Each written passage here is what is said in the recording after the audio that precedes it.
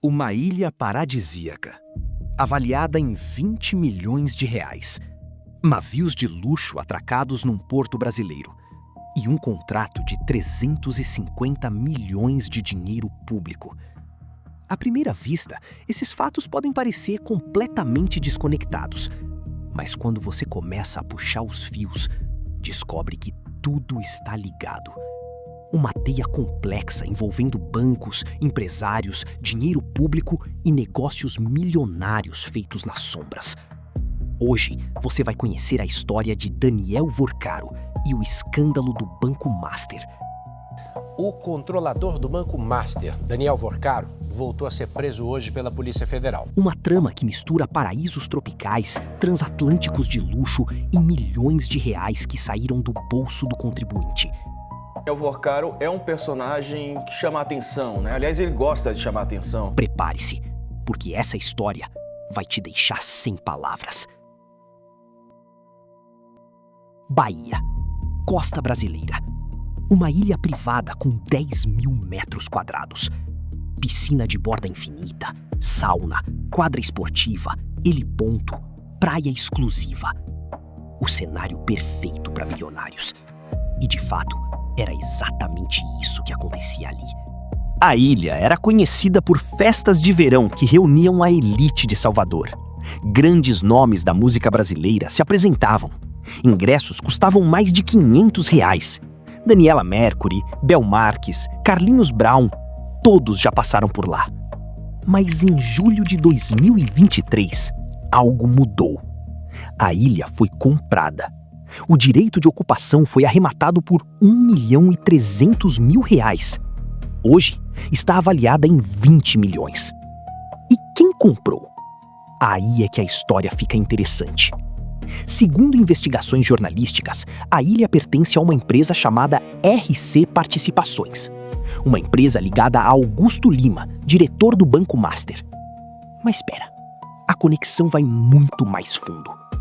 Investigadores descobriram que a RC Participações é controlada por um fundo de investimento chamado Falcon. Esse fundo, por sua vez, pertence a outro fundo, o Aina 808.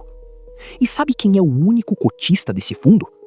Augusto Ferreira Lima, o Guga Lima, do Banco Master.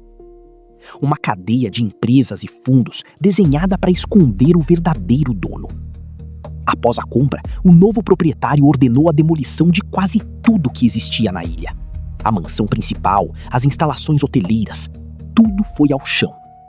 E começaram obras grandiosas, reformas milionárias, transformando a ilha em algo ainda mais exclusivo. Mas por que tanto sigilo? A resposta: COP30, a Conferência do Clima das Nações Unidas que aconteceria em Belém. A cidade tinha um problema. Belém possuía cerca de 20 mil leitos em sua rede hoteleira, mas esperava receber 50 mil participantes do evento. A solução? Contratar navios de luxo para hospedar as delegações internacionais. Os dois transatlânticos somavam 3.900 cabines, capacidade para 6 mil hóspedes. As diárias? Entre R$ 7.900 e R$ 48.500 por dia. O custo total da operação? R$ 350 milhões. Isso sem contar os 259 milhões reservados para cobrir eventuais prejuízos caso as cabines não fossem totalmente ocupadas. Mais de R$500 bilhão, dinheiro público, para alugar navios de luxo. Mas aqui é que a história se conecta com a ilha na Bahia. Os navios foram contratados por meio de uma empresa chamada Qualitours. E sabe quem é o dono da Qualitours? Marcelo Cohen. E sabe quem é apontado como sócio de Marcelo Cohen? Daniel Vorcaro, o ex-dono do Banco Master. Então, recapitulando. O governo federal contratou uma empresa ligada ao sócio do ex-dono do Banco Master para alugar navios de luxo por R$ 350 milhões. E tudo isso foi feito por meio de chamamento público, legalmente, auditado pelo Tribunal de Contas da União. A Embratur, órgão governamental responsável, afirmou em nota que tudo seguiu os trâmites legais e que não houve participação direta do Banco Master na operação. Mas a pergunta permanece: como uma empresa ligada a um escândalo financeiro conseguiu um contrato de centenas de milhões com o governo? Enquanto milhões eram gastos para trazer navios de luxo da Itália, a realidade nas margens das praias de Belém era outra. Praia de Brasília, em Outeiro, a poucos metros de onde os transatlânticos estavam atracados. De um lado, navios gigantescos com diárias de até R$48 mil. Infraestrutura impecável, luxo e sofisticação. Do outro lado, uma praia com lixo espalhado, banheiros públicos em condições precárias, ruas de terra, acessos improvisados. Moradores locais aproveitaram o domingo para ver os navios de perto. Centenas de pessoas curiosas, tirando fotos. Mas o movimento revelou a falta de estrutura. Não havia banheiros adequados, não havia acessibilidade, não havia limpeza. O governo investiu R$100 milhões em melhorias no Porto de Outeiro. Dragagem, reforço no cais, estrutura para desembarque. Tudo para receber os navios. Mas nada foi investido na praia ao lado. Nada foi investido para melhorar a vida dos moradores locais. Moradores entrevistados falaram com revolta. Foi gasto mais de R$200 milhões aqui nessa parte do cruzeiro, mas deixaram Outeiro abandonado. As praias estão acabadas, a orla está toda destruída. Não tem obra, não tem nada. O contraste é gritante e resume perfeitamente essa história. Dinheiro público sendo usado para luxo e conforto de poucos, enquanto a população fica com as migalhas. Mas afinal, quem é Daniel Vorcaro e o que é o Banco Master? Daniel Vorcaro foi o fundador e controlador do Banco Master, uma instituição financeira que cresceu rapidamente nos últimos anos. O banco se especializou em crédito consignado e operações financeiras voltadas para servidores públicos e aposentados. Mas por trás do crescimento acelerado, investigações começaram a apontar irregularidades, operações suspeitas, movimentações financeiras que não faziam sentido, dinheiro circulando de forma obscura. E conforme as investigações avançaram, o nome de Vorcaro começou a aparecer em conexões cada vez mais controversas. A ilha na Bahia, os navios em Belém, empresas fantasmas, fundos de investimento em camadas. Tudo desenhado para dificultar o rastreamento, para esconder quem realmente controla o dinheiro.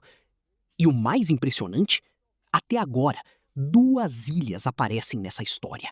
A primeira, que já mencionamos, na Bahia. A segunda, o próprio Vorcaro estaria negociando. Segundo publicações jornalísticas, prints de conversas no WhatsApp mostram Vorcaro negociando uma ilha privada por $13 milhões, cerca de R$64 milhões. O pagamento poderia ser feito em euro, dólar ou até criptomoedas, Bitcoin, Ethereum. Ilhas, navios, criptomoedas, fundos obscuros. Parece roteiro de filme, mas é a realidade. Essa história toda revela algo muito maior. Não é apenas sobre um empresário, não é apenas sobre um banco. É sobre como o sistema permite que isso aconteça.